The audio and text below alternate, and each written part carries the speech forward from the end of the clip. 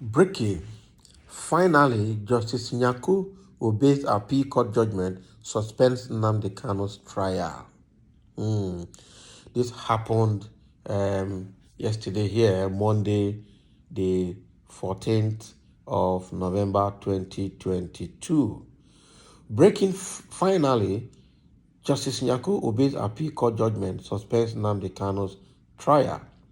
Nnamdi Kanu's lawyer posted, the court, per His Lordship, Honorable Justice Binta Nyako, is in agreement with us that it lacks the jurisdiction to entertain any further charge against Onyendo Mazi Nnamdi Kanu in view of the landmark judgment of the Court of Appeal.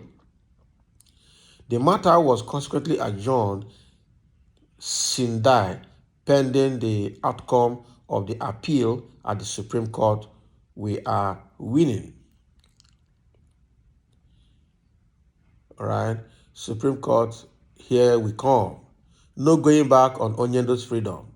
Our appeal to set aside the order staying the execution of Onyendo's judgment will be fixed for hearing any moment from now.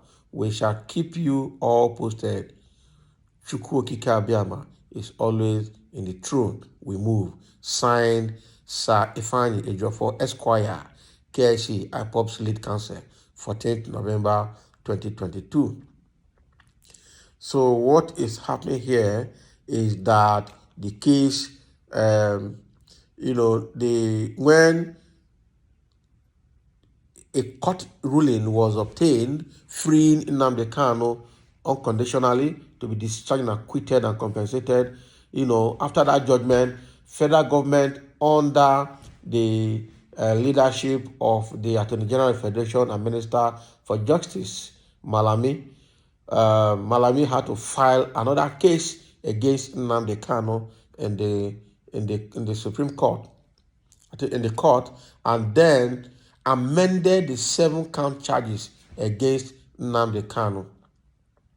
All right, and they amended the 7-count charges against Nnamdi Kanu, and then asked the court to stay the execution of that judgment that released Nnamdi Kanu and to be discharged and acquitted. So because of that, it was this same Malami's suit that was presented before the court, all right, before Honorable Justice Binta Nyako. So Binta Nyako had declined handling that case now, saying that, first of all, she lacks that jurisdiction to handle that matter, being that there is another appeal. Being that there is an appeal that will be filed by Nnamdi Kanu's counsel, their lawyers, to counter what Malami is trying to do, and that filing that had been done, challenging federal government why they have not allowed Nnamdi Kanu to go, that case has to be completed first before any other thing can be handled. So because of that, the case has been adjourned. For now until further notice. No new date has been given. But we also had the wind of it that the case is to be heard in British court today, being 15th of November, Tuesday, 15th November 2022. And so we're also monitoring that case from that angle as well. All right? We're monitoring the case from that angle as well. So right now, Nnamdi Kanu has been returned to the custody of the DSS for now, and is still there. Though we don't know when he's going to be, we don't know when he's going to be released. We don't know when the date they're going to handle this case. We don't know when it's going to come in again. So the thing here is that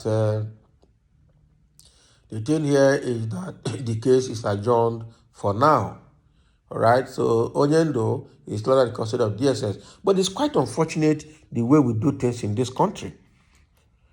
What crime has Nnamdi Kanu committed?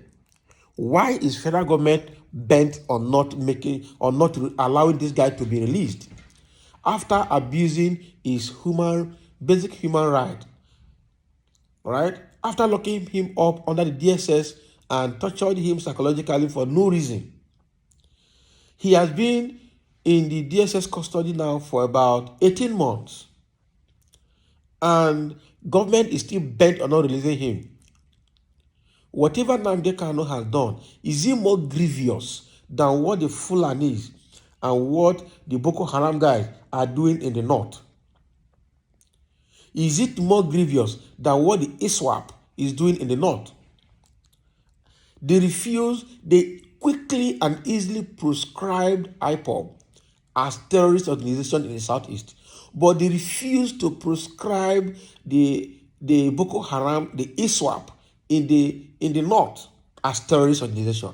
They refuse to proscribe the Fulani herdsmen that are carrying out banditry activities in every community they enter. They refuse to declare them uh, uh, uh, as terrorists. These bandits, these herdsmen have raped old men, have used their cattle to wreck people's farmland, and has been killing people in their farms, claiming farmland, collecting tax from them, determining where people go to farm. Now people cannot go to their own farm easily. And when people fight back, federal government will send the military to go and defend the Fulanis against the communities that they are oppressing. What kind of government is this? How are we going to continue living like this? Now, somebody like Nnamdi Kanu is coming out now to reveal the Fulanization and Islamization agenda, and to reveal what they are doing and whom they are and their plan against Nigerians. And to ask that we cannot continue to coexist with you. We need a referendum. We need to succeed. We need our own country. We need to stay away from you. That is the only crime this man has committed. And what he's asking for is not out of the ordinary. What he's asking for is what every citizen that is not satisfied with the system of government will ask for.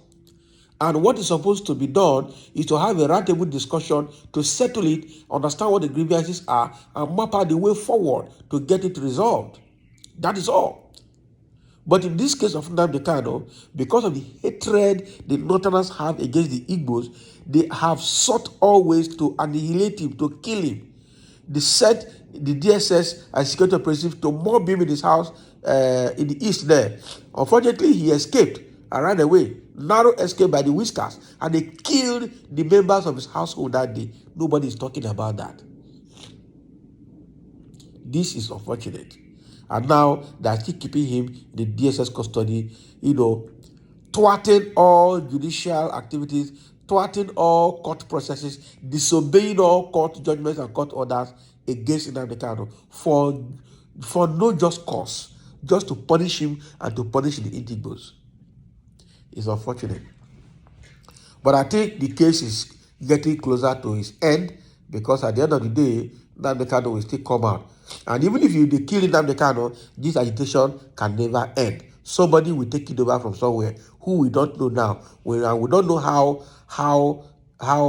how difficult that one will be if another person takes over, if they succeed in annihilating this man.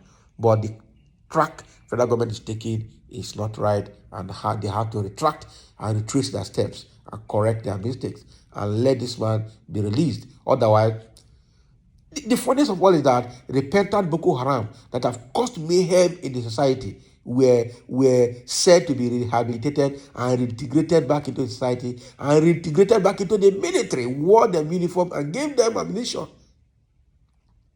And that is the reason the fight against terrorism in the north and other parts of the country today is not successful. But this man is not carrying arms, he's talking by his mouth. They want to annihilate him. God will deliver Nnamdi Kanu from your hand. Thank you for listening. And this is the situation, the current update from the court judgment that Malami filed against Nnamdi Kanu. And the case will continue, and we'll hear update as we progress. Thank you for listening.